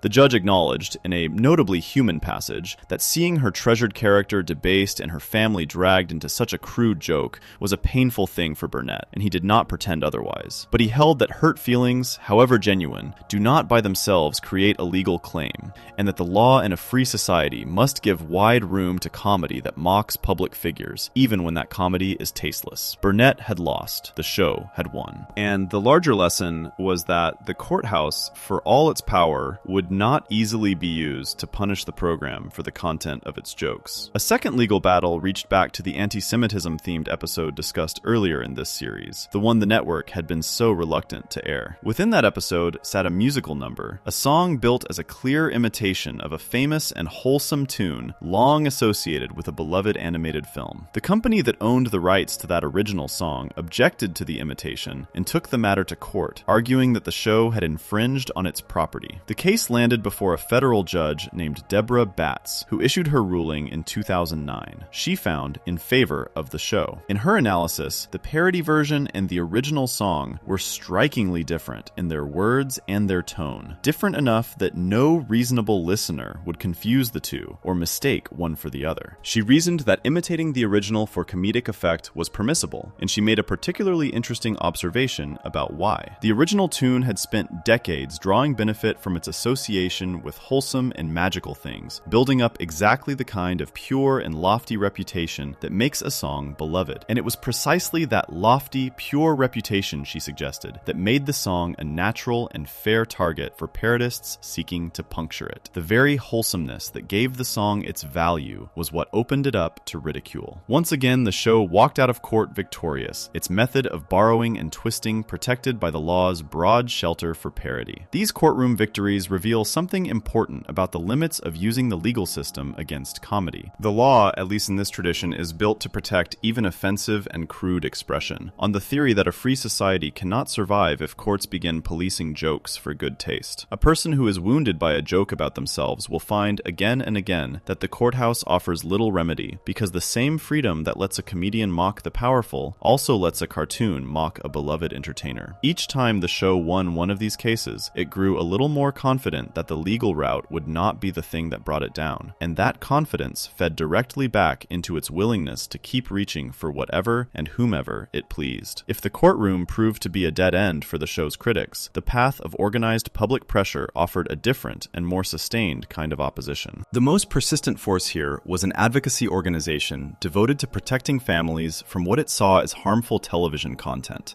a group that monitored programs for objectionable material and rallied the public to complain. This organization treated Family Guy as a recurring target almost from the beginning, naming it the worst show on television on a great many occasions over the years, by some counts more than 40 separate times. It filed formal complaints with the federal agency that regulates broadcasting, pointing to specific episodes and specific jokes that it argued crossed the bounds of decency, including the cheerful song about a terminal diagnosis discussed in an earlier chapter, and other moments built on dark sexual material. The campaign was relentless, and it reflected a genuine and deeply held belief among a large segment of the public that the show was coarsening the culture and exposing audiences, including young ones who might stumble across it, to material that had no business on a major network. The organization's objections were not frivolous. They came from real concern about the effect of a steady diet of cruelty and crudeness, and they spoke for many parents and viewers who felt the same way. Yet the campaign also ran into the same wall that the lawsuits had hit. Broadcasting regulators have limited power over content that does not cross certain narrow legal lines. headlines, and a show that drew enormous ratings and made enormous money was always going to be difficult to dislodge through complaints alone. The organized pressure kept the show under scrutiny, but it did not bring the show down. Religious communities formed another front of organized objection, particularly around the anti-Semitism-themed episode. Jewish advocacy voices criticized the episode for trading on a harmful stereotype, and that criticism formed part of the cloud of concern that had made the network so nervous about airing it in the first place. The objections from these communities were rooted in a long and painful history of how such stereotypes had been used to justify real persecution, and they reflected a serious worry about a major program lending those old ideas new life, even in the name of comedy. Here too, the show ultimately weathered the storm, the episode eventually reaching the air, and the controversy fading into the background as the series rolled on. A pattern emerges across all of these efforts, and it is a strange and somewhat dispiriting one for the show's critics. Each major form of pushback, whether through the courts or through organized public pressure, tended to produce the same outcome. The show would absorb the blow, prevail in the legal sense, or simply outlast the complaints, and emerge with its reputation for fearlessness not diminished, but enhanced. A lawsuit lost by a famous plaintiff became a story about the show's untouchability. A long campaign of complaints became, in the eyes of fans, proof that the show was dangerous and exciting enough to frighten the guardians of decency. The very attacks meant to wound the program kept feeding the legend of its defiance. There is a hard truth tucked inside this pattern about the nature of controversy and attention. A show that thrives on being provocative gains something from every public fight, because every fight is a reminder that the show matters enough to fight about. The lawsuits and the campaigns kept the program in the news, kept its name circulating, kept the sense alive that this was a comedy willing to go where others would not. In trying to punish the show, its opponents often handed it exactly the kind of notoriety it fed on. The courts could not silence it, the regulators could not tame it, and the organized critics could not shame it into changing course. What none of these forces could deliver was the one thing that might actually have given the show pause, a genuinely human and personal wound that the public could see and feel. The lawsuits were about property and law. The complaint campaigns were about broad standards and abstract decency. They were arguments made by institutions and organizations, important but impersonal. The most powerful reaction the show ever provoked would come from none of these places. It would come instead from a single mother speaking about her own child in a moment so raw and so public that it cut through all the legal and organizational noise and made the question of whether the show had gone too far feel, for once, unmistakably real. Before we move on, if you're enjoying this analysis, please consider subscribing. It helps the channel tremendously. The courts and the organized critics threw everything they had at the show, and each time it absorbed the blow and grew only more defiant. The most powerful reaction came not from an institution, but from one parent speaking about her own child. What followed was a public clash that made the question of going too far feel painfully real. Section 8. Sarah Palin and the Down Syndrome Firestorm. When a person becomes famous, a strange thing happens to the people around them. Their family, who never asked for any of it, gets pulled into the spotlight alongside them, and the public begins to feel a sense of ownership over faces that belong to private people. A politician's spouse, a star's children, a public figure's parents. All of them become, in some small way, public property, subjects that comedians and commentators feel free to discuss. Most of the time, this is a minor discomfort, the price of proximity to fame. But there are moments when a joke reaches past the famous person and lands on someone genuinely vulnerable in their orbit. And in those moments, the ordinary rules of celebrity mockery suddenly feel as though they have been broken. One such moment arrived for Family Guy in the winter of 2010, and it produced what may be the single most intense and personal reaction the show ever faced. To understand why it struck so hard, it helps to recall who Sarah Palin was at that moment in American life. Less than 2 years earlier, she had burst onto the national stage as a candidate for vice president, the running mate of a major party's nominee, the first woman ever chosen for that role by her party. She had been a governor, a prominent national voice, and a figure who inspired fierce devotion and fierce opposition in roughly equal measure. By early 2010, she had left her governorship and become a regular presence on a major cable news network, her name among the most recognized in the country. Woven through her public identity was her role as a mother, and in particular as the mother of her youngest son, Trig, who had been born in 2008 with Down syndrome. Palin had never hidden this. She had made her son a visible part of her public life and had spoken often about families raising children with special needs, positioning herself as an advocate and a voice for those families. Her child's condition was not a private fact tucked away from the the world. It was something she had chosen to bring into her public story, which is part of what made what happened next so charged. The episode at the center of the storm aired on Valentine's Day of 2010 in the show's 8th season under the title Extra Large Medium. Its plot has the Griffin son, Chris,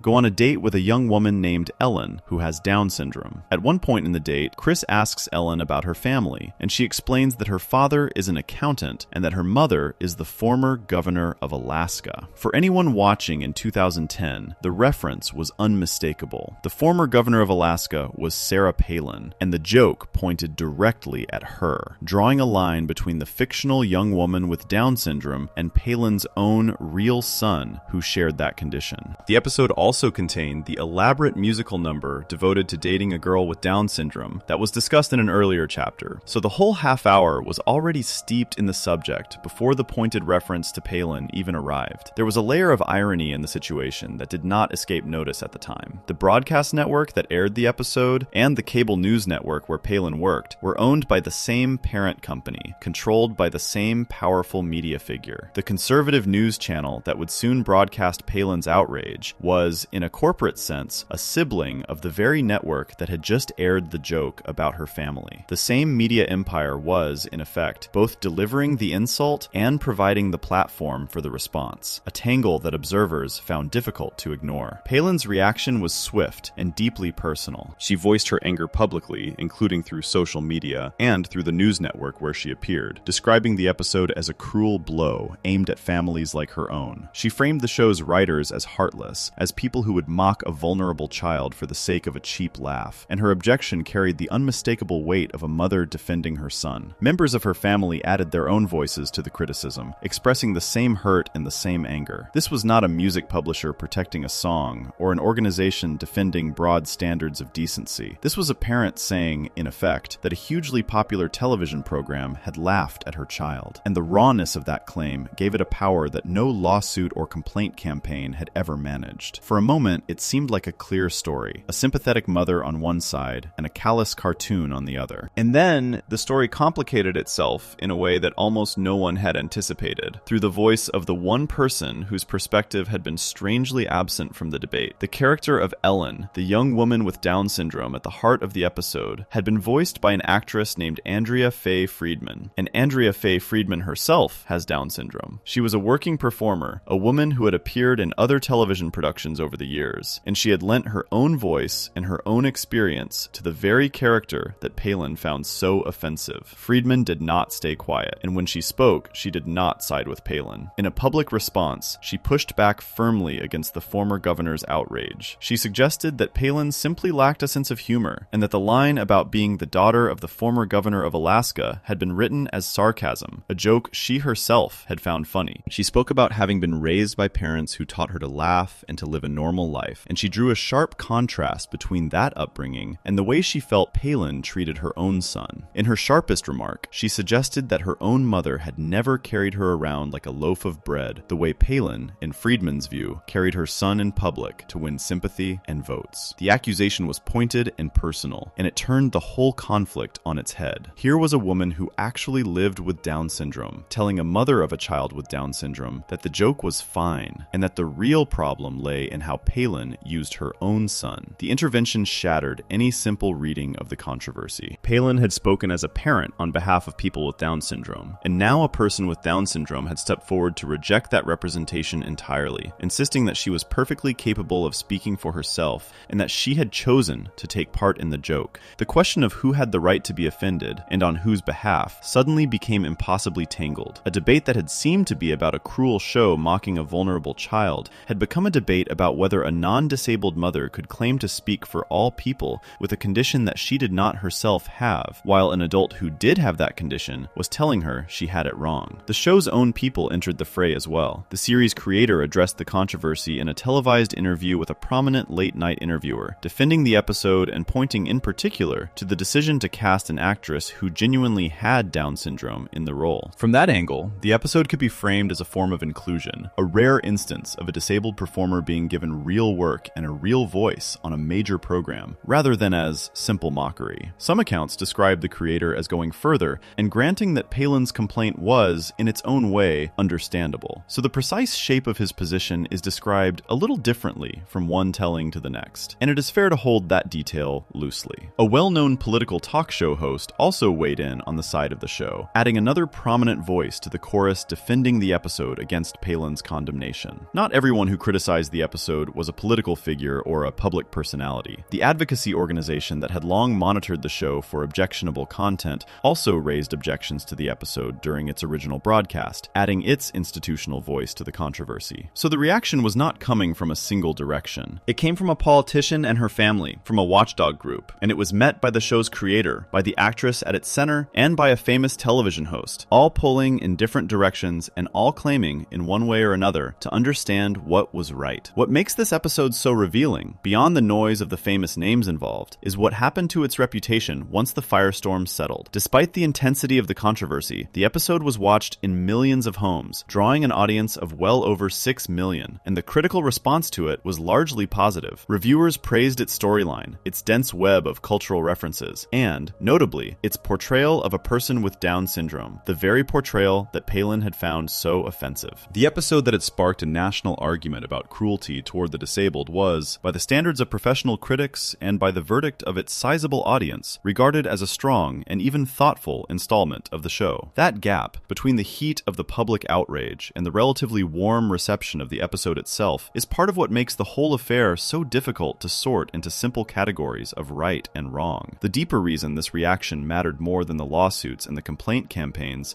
comes down to its human texture. The legal battles had been about property and abstract rights. The organized campaigns had been about broad standards and institutional concern. They were arguments made in the language of law and policy. Important, but cool. The Palin firestorm was different because it was personal all the way through. It involved a real mother, a real child, a real performer living with the condition at the center of it all, and a genuine and unresolved question about dignity, representation, and who gets to laugh at what. The stakes felt human in a way that a copyright dispute never could. And yet, for all its heat, the firestorm did not change the show's course, any more than the lawsuits or the complaints had. The episode aired, the controversy burned bright for a stretch of days and weeks, and then the show carried on exactly as before, returning the next week to its usual rhythms. The same pattern that had defined every other reaction held here too. The objection was absorbed, the noise faded, and the program emerged with its reputation for fearlessness intact, perhaps even strengthened by having survived a clash with one of the most famous women in the country. The show had demonstrated once again that it could withstand even the most personal and emotionally charged attack and keep moving. The Palin episode represents the high watermark of reaction provoked by something the show actively did, a joke it wrote and aired and then had to answer for. But there is another kind of reaction, stranger and harder to anticipate, that the show would face in its later years. This second kind did not come from a joke the show chose to make in the present. It came from old jokes, long buried in the archive, that suddenly resurfaced years after they aired and seemed, in the harsh light of new revelations, to have known something the rest of the world did not. The show was about to be accused not of cruelty, but of an eerie and uncomfortable kind of foresight. Before we move on, if you're enjoying this analysis, please consider subscribing. It helps the channel tremendously. The clash with Palin was the most personal storm the show ever weathered, and even a real mother defending her child could not change its course. The next reaction came from a far stranger place, not from a new joke, but from old ones, dug up years later. They seemed to have predicted real scandals, and that resemblance unsettled everyone. Section 9. The Predator jokes resurface. Time does odd things to words. A sentence spoken in one year can sit quietly in the world, meaning very little, only to be dug up in a later year and suddenly mean a great deal. The words themselves never change. What changes is everything around them, the context that gives them weight, the knowledge the audience carries when they read or hear them again. A joke that landed as a harmless absurdity in its own moment can, years later, take on a chill that its writers never intended, because the world has learned something in the meantime that turns the old punchline into something closer to a prophecy. This is the strangest kind of reaction a show can face, because it is not a reaction to anything the show is doing now. It is a reaction to its own buried past, suddenly clawing its way back into the light. For Family Guy, this reckoning arrived in the autumn of 2017, during one of the most significant cultural upheavals in the history of the entertainment industry. Over the course of a few months, a long silence once broke. Powerful men across Hollywood, men who had operated for decades behind a wall of fear and secrecy, found themselves named publicly as abusers, accused by the people they had harmed. The revelations came in waves, each one emboldening the next, until it seemed that the entire industry was being forced to confront the predators it had sheltered. The conversation that followed reshaped how the public understood fame, power, and the open secrets that powerful institutions had quietly protected for years. As this reckoning unfolded, something curious began to happen on social media. People started digging through the archives of Family Guy and noticing that the show appeared to have joked about several of these men long before their public downfalls, sometimes by name, in ways that now seemed to hint at exactly the behavior that was finally being exposed. The jokes had aired years earlier, met at the time with little more than a passing laugh, and now they were resurfacing as eerie artifacts, evidence that someone, somewhere, had known or at least suspected what was coming. The most widely shared example involved the actor Kevin Spacey. Back in 2005, in the show's 4th season, a brief gag had baby Stewie running naked through a shopping mall, screaming that he had just escaped from Kevin Spacey's basement. At the time, the joke read as a piece of random absurdity, the kind of throwaway reference the show produced by The 100, its meaning unclear to most viewers beyond a vague sense that it was poking at the actor for something. Then, in the fall of 2017, the actor Anthony Rapp came forward with an accusation that Spacey had made a sexual advance toward him decades earlier, when Rapp was only 14 years old. In the wake of that accusation, the old clip resurfaced and spread rapidly, with viewers pointing to it as proof that the show had somehow known. A social media user circulated the footage alongside a single, unsettled word, calling the 12-year-old reference creepy, and the post helped send the clip racing across the internet. The show's creator addressed the resurfaced gag directly and tried to drain it of its supposed prophetic power. He said that he had not been the one to pitch the joke, and that he had not even been aware of the rumor it referenced when it was first proposed, that it had needed to be explained to him at the time. One of the show's longtime writers offered a bit more detail, recalling that the joke had emerged from a story involving the actor claiming to have been attacked in a park in London late one night, a story that had raised eyebrows among people in the industry. By this account, the writers had heard the same whispers that circulated through Hollywood, and the joke had grown from those whispers rather than from any secret knowledge. The reference looked prophetic in hindsight, but its origin, by the show's telling, was simply gossip that happened to point in the right direction. Spacey was not the only resurfaced case. The show's creator had, while hosting a major awards ceremony in 2013, made a pointed joke at the expense of the producer Harvey Weinstein. Announcing the nominees in a particular category alongside a fellow presenter, he had quipped that the 5 nominated women no longer had to pretend to be attracted to Weinstein. In 2013, the line drew nervous laughter from the room, and little more. When the allegations against Weinstein exploded into public view in the fall of 2017, becoming the center of the entire reckoning, that old joke went viral all over again, now received as a stunningly direct reference to behavior that the wider world was only just learning about. The creator later explained that the joke had not come from nowhere, that it had been rooted in genuine anger, born of something a friend had confided to him about a bad experience with the producer, and that he had aimed the line deliberately rather than tossing it off at random. The precise details of that explanation are recounted with some variation across different tellings, so it is fair to present the core of it rather than every particular. A third case involved the director Brett Ratner. In a 2012 episode, the show had included a joke placing Ratner at a disturbing sort of auction involving Stewie, a gag whose dark implication passed largely unremarked at the time. When multiple women came forward with accusations against Ratner during the same period of reckoning, that joke too was pulled back into circulation as another apparent instance of the show pointing at a predator years before the public caught up. The accumulation of these examples, 3 separate men, 3 separate resurfaced jokes, built a powerful impression that Family Guy had been quietly cataloging Hollywood's hidden abusers all along. The show, for its part, did not shy away from the attention, and in one instance, it leaned into the eerie reputation with characteristic boldness. As part of a campaign for industry awards, the show's team sent out a promotional mailer built entirely around the idea of its own foresight. The mailer featured Peter Griffin declaring that the show had predicted both Spacey and Weinstein, and inviting recipients to open it to discover who was next. Inside, where a name might have been expected, was a mirror, turning the question back on every person who opened it, and jokingly casting each industry voter as a potential suspect. The gesture was darkly clever, a way of monetizing the show's unsettling reputation for prophecy, while also making a sly point about how widespread the rot in the industry might be. Underneath the viral clips and the clever mailer, though, lay a genuinely difficult question, and it is the question that makes this whole chapter more than a curiosity. If the show had heard enough about these men to joke about them by name years before their crimes became public, then what exactly did that mean about the people making the show and about the industry they worked in? Two very different readings of the situation emerged, and both have real force. One reading treated the show, and its creator in particular, as a kind of truth teller, a voice willing to point at the powerful predators of Hollywood when nearly everyone else stayed silent. By this view, the jokes were a form of courage, a way of dragging open secrets into the light through the only channel available, comedy, at a time when direct accusation would have been professionally suicidal and legally dangerous. The creator was praised in some quarters for having said out loud, however obliquely, what everyone in the industry supposedly knew but feared to voice. The opposing reading was far less flattering, and it cut to the heart of the moral problem. If the creator and his writers had heard enough to make these jokes, the critics asked, then they had heard enough to suspect that real people were being harmed. And if that was true, why had the response been to spin the rumors into punchlines for a cartoon, rather than to do something that might actually have protected the victims? Turning a suspected predator into a joke, this argument held, was not a brave act of exposure, but a flippant one, a way of treating possible abuse as entertainment, while the abuse itself presumably continued. The question was sharp and uncomfortable. A person who knew enough to joke arguably knew enough to be troubled, and laughter was a strange response to being troubled. The creator pushed back on the premise that he had known anything at all in the meaningful sense. In an interview reflecting on the resurfaced jokes, he insisted that he and his writers had possessed no inside information, that they had been working only with the same rumors and whispers that floated freely around the industry, the kind of talk that everyone heard and no one could confirm. He rejected the idea that the show had any special power to see the future, joking that he wished the writers were such gifted seers, and he framed the show's process as no different from that of any other topical comedy, reaching for the same current references that rival programs reached for. One of the show's executive producers added that the jokes about these men had been run through the show's normal vetting process before airing, checked against legal and content standards like everything else, which suggested the references had been considered carefully rather than tossed out recklessly. The distinction the creator was drawing matters, even if it does not fully resolve the discomfort. There is a real difference between possessing concrete knowledge of a specific crime and simply having heard the kind of ugly rumor that swirls around famous and powerful people. A rumor is not evidence. A person who hears that a powerful figure is said to be a creep cannot march that hearsay into a police station and expect anything to come of it, and the law would not have been kind to someone who publicly accused a litigious mogul on the basis of gossip. By this logic, the jokes were not the suppression of known crimes, but the only outlet available for suspicions too vague and too dangerous to voice directly. Whether that defense fully satisfies is a matter on which reasonable people landed differently, and the public record does not settle it cleanly. What the resurfaced jokes revealed most clearly was not anything about the show's powers of prediction, but something about Hollywood itself. The fact that a comedy could make these references and have them widely understood, even years before any public accusation, points to how openly these secrets were held within the industry. The men in question were apparently the subjects of enough common talk that a writer's room could build jokes around them and trust at least part of the audience to catch the meaning. That is a damning fact, not about the show, but about the world the show inhabited, a world in which the behavior of powerful predators was apparently an open enough secret to be joke material, while remaining a closed enough secret to go unpunished for decades. For the show, the resurfacing of these jokes produced a peculiar mix of vindication and unease. On one hand, the moment seemed to prove that the show's willingness to reach for dark and dangerous material had captured something true about the industry, lending its crude humor a retroactive air of insight. On the other hand, the very same jokes raised the troubling possibility that the show had treated real human suffering as a casual punchline, laughing at the edges of crimes that were actively destroying lives. The same gag could be held up as evidence of bravery or as evidence of callousness, depending entirely on what the viewer believed about what the writers knew and what they should have done with it. That ambiguity is the lasting residue of this chapter. The Predator jokes did not resurface because the show did anything wrong in the present. They resurfaced because the world finally caught up to references the show had buried years earlier. And in catching up, the world was forced to ask what it meant that a cartoon had seemed to know. The question was never fully answered, and perhaps it could not be. What is certain is that the moment marked a shift in how the show's relationship with its own darkness was understood, transforming old throwaway gags into something heavier and more haunting than anyone had intended. By this point in its long life, the show had survived bans, lawsuits, organized televised campaigns, a furious confrontation with a national political figure,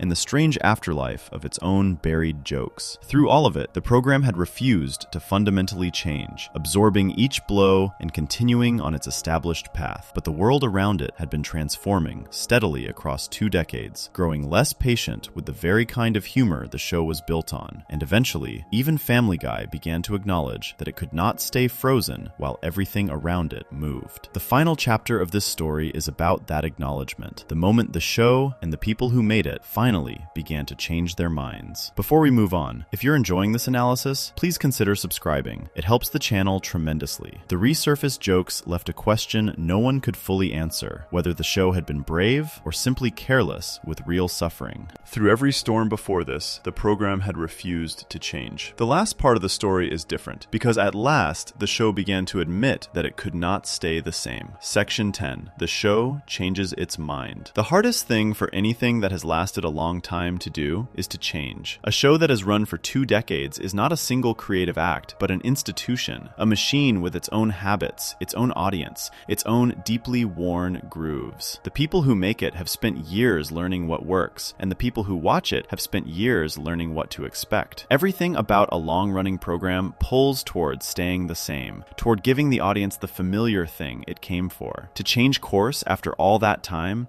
is to risk alienating the very fans who kept the show alive, and to admit, at least quietly, that some of what came before may have been wrong. Most long-running shows never manage it. They simply continue until they end, frozen in the shape they took years earlier. Family Guy spent most of its life as exactly this kind of frozen institution. Across every storm chronicled in this series, the show had refused to fundamentally alter its nature. It had survived bans, dismissed lawsuits, outlasted complaint campaigns, weathered a furious clash with a national political figure, and absorbed the strange resurfacing of its own buried jokes. Through all of it, the program had remained recognizably itself, the same comedy of cutaways and shock and relentless offense that had launched after a football game in 1999. The world had thrown everything it had at the show, and the show had answered each blow by carrying on unchanged. And yet, in its later years, something began to shift, and the institution that had resisted every external pressure started slowly and partially to bend under the weight of time itself. The first clear sign came in early 2019, and it arrived in a fittingly self-aware fashion, woven directly into an episode. In an installment that featured Peter Griffin in a violent confrontation with a cartoon version of the sitting president, Peter remarked, in passing, that the show was trying to phase out its gay jokes. The line played as a joke within the episode, the kind of meta wink the show enjoyed. But when interviewers followed up afterward, the show's 2 leading producers, Rich Appel and Alex Sulkin, confirmed that the line reflected something real. The show, they said, really was moving away from the kind of humor that had targeted gay people for so much of its run. Their explanation of why was notably honest, and it reached back to the very foundation this series began with. Sulkin observed that a person could place an episode from the show's early years beside an episode from its recent years and find real differences between them, and that some of the things the writers had once felt comfortable joking about, they now understood to be unacceptable. Appel went further in a way that mattered. He pointed out that a show on the air for 20 years lives through enormous cultural change, and he insisted that this was not a case of the writers being forced into silence by outside scolds. The change, he said, came from within. The climate had changed, the culture had changed, and crucially, their own views had changed along with it. They had not merely been told to stop, they had come to see the world differently, and the comedy had to reflect that new way of seeing. That admission was, in its way, remarkable. The gay jokes had been a staple of the show since the beginning, one of the running threads examined in the chapter on identity humor, a reliable source of laughs built on treating a person's sexuality as inherently funny. For the people who made the show to stand up and say that this brand of humor was no longer acceptable, and that their own consciences had moved, was a genuine departure from the defiant posture the show had always struck. It was, on its face, the sound of a comedy growing up. Whether the pledge fully held in practice is a question that has been debated, and honesty requires acknowledging the doubt. In the period after the announcement, observers and interviewers pressed the producers on whether the show had truly changed its ways, or whether the promise had been more talk than action. Critics pointed to moments that seemed to undercut the pledge, instances where the old reflexes appeared to surface despite the stated intent intention to retire them. The producers maintained that the shift was real and ongoing, even as they granted that change in a long-running show happens gradually rather than overnight. The precise degree to which the phase-out was honored is not something the public record settles cleanly, and it is fair to present the pledge as a stated and partial change rather than a clean and total break with the past. The second sign of change was sharper and more concrete, and it touched the show's casting rather than its writing. To understand it, the story must return to one of the show's original characters. Since the very first episode in 1999, the show had featured Cleveland Brown, a black neighbor and friend of the Griffin family, a character beloved enough to eventually anchor his own spin-off series. For more than 20 years, Cleveland had been voiced by Mike Henry, a writer and performer who had been with the show from the start. Henry was white. The character he voiced was black. For most of the show's run, this arrangement drew little comment, reflecting a long-standing and largely unexamined practice in animation, where white performers frequently voiced characters of color without anyone treating it as a problem. That unexamined practice came under intense scrutiny in the summer of 2020. The country was convulsed by nationwide protests for racial justice, a period of profound reckoning with race that touched nearly every corner of American life, including the entertainment industry. In the midst of that moment, a wider conversation erupted about the casting of characters of color in animation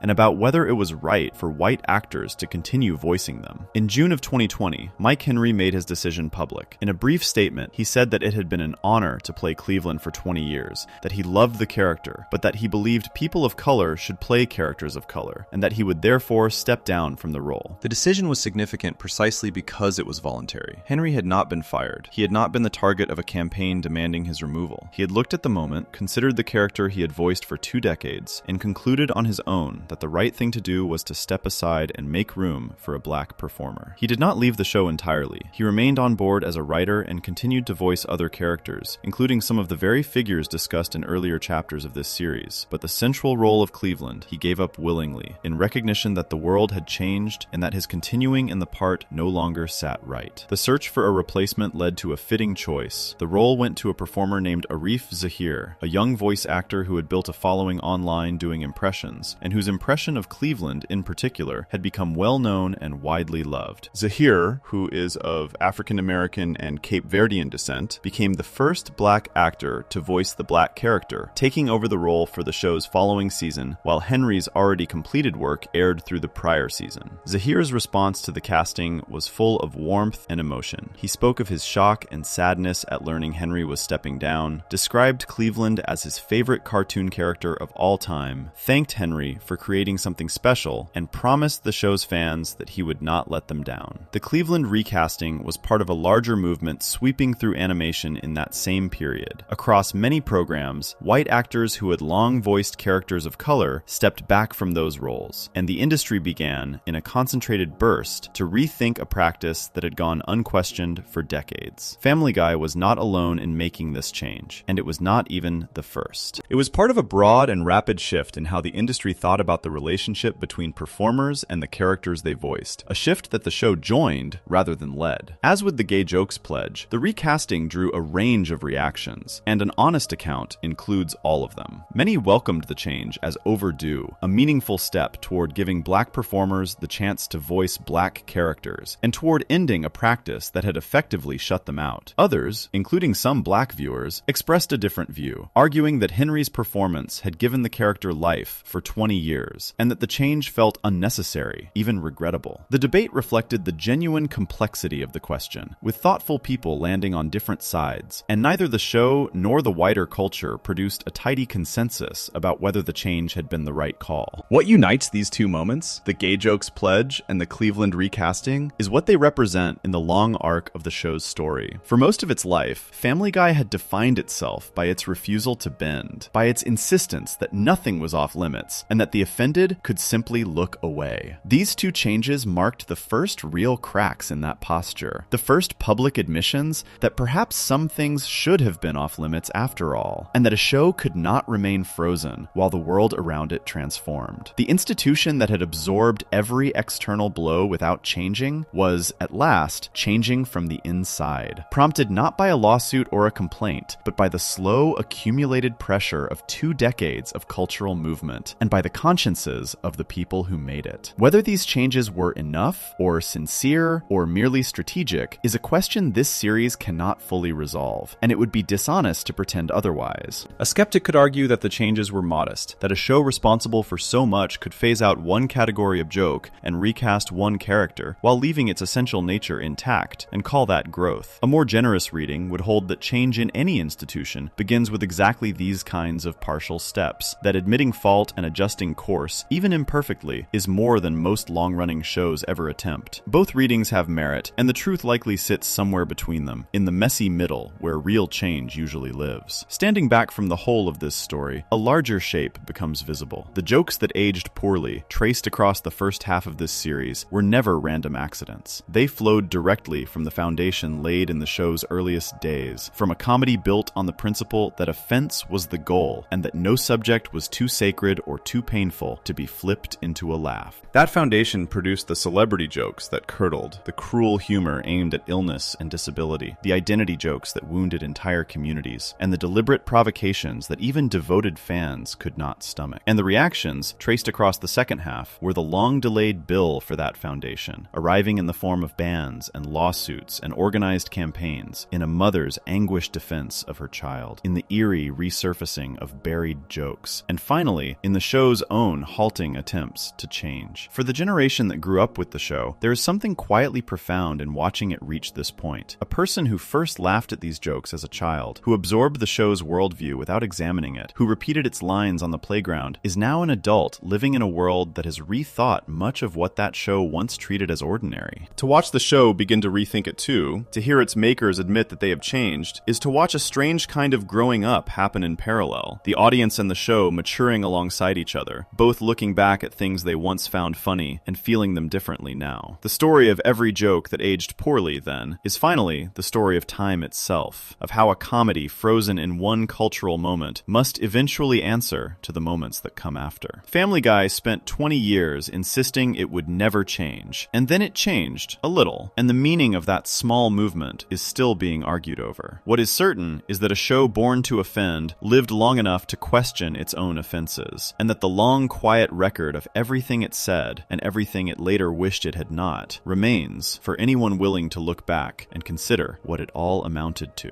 If you enjoyed this video essay, make sure to subscribe. Thanks for watching, and I'll see you in the next one.